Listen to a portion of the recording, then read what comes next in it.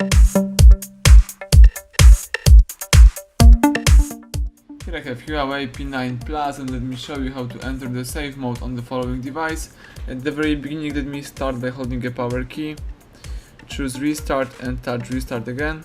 Wait until your device will show a HUAWEI logo, and then you have to start holding volume down. So now let's hold down the volume down key.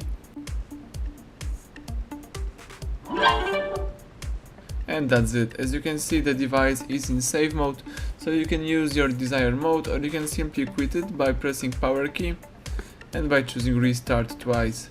Now the device is restarting and booting into a normal mode. Let's wait a couple of seconds.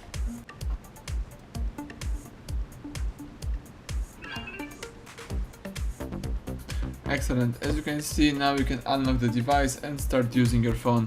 Thank you for watching. Please subscribe our channel and leave a thumbs up under the video.